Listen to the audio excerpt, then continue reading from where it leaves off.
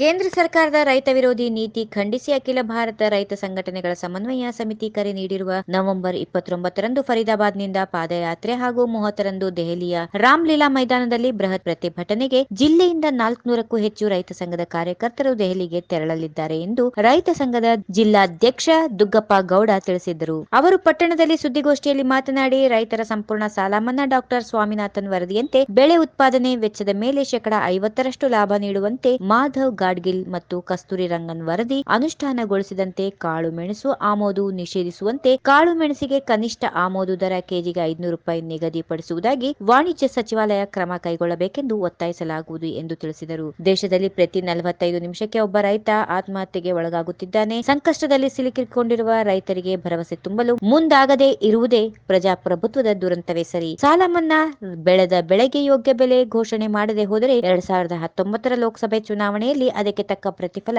ಜನರೇ ಕೊಡಲಿದ್ದಾರೆ ಎಂದರು. ಕೃಷಿ ನೀತಿಯ ಮುಖ್ಯ ಅಂಶಗಳನ್ನೆಲ್ಲ ಕೇಂದ್ರ ಸರ್ಕಾರವೇ ಮುಷ್ಟಿಯಲ್ಲಿ ಹಿಡಿದುಕೊಂಡಿದೆ. ಬಹುತೇಕ ಹಣಕಾಸು ಮೂಲಗಳು ಕೇಂದ್ರ ಸರ್ಕಾರದ ವಶದಲ್ಲಿಯೇ ಇದೆ. ಹೆಚ್ಚಿನ ಆದಾಯ ಲಭಿಸುವ ತೆರಿಗೆಗಳನ್ನು ವಿಧಿಸುವ ಅಧಿಕಾರವನ್ನ ಕೇಂದ್ರ ಸರ್ಕಾರವೇ ಇಟ್ಟುಕೊಂಡಿದೆ. ರಾಜ್ಯಗಳಿಂದ ಅಪಾರ ಪ್ರಮಾಣದ ತೆರಿಗೆ ಬಾಚಿಕೊಂಡು ಹೋಗುವ ಕೇಂದ್ರ ಸರ್ಕಾರ ರೈತರ ನೆರವಿಗೆ ಬರುತ್ತಿಲ್ಲ. ಸಾರ್ವಜನಿಕ ಹಣಕಾಸು ಸಂಸ್ಥೆಗಳಿಂದ ದೊಡ್ಡ ಪ್ರಮಾಣದಲ್ಲಿ ಸಾಲವನ್ನ ಬಹುತೇಕ ಕಾರ್ಪೊರೇಟ್ ಕಂಪನಿಗಳಿಗೆ ನೀಡಲಾಗುತ್ತಿದೆ. ಸಾವಿರಾರು ಕೋಟಿ ರೂಪಾಯಿಗಳ ಸಾಲ ಮನ್ನಾ ಕೂಡ ಇಂಥ ವಂಚಕ ಕಂಪನಿಗಳಿಗೆ ಆಗುತ್ತಿದೆ ಎಂದು ದೂರಿದರು.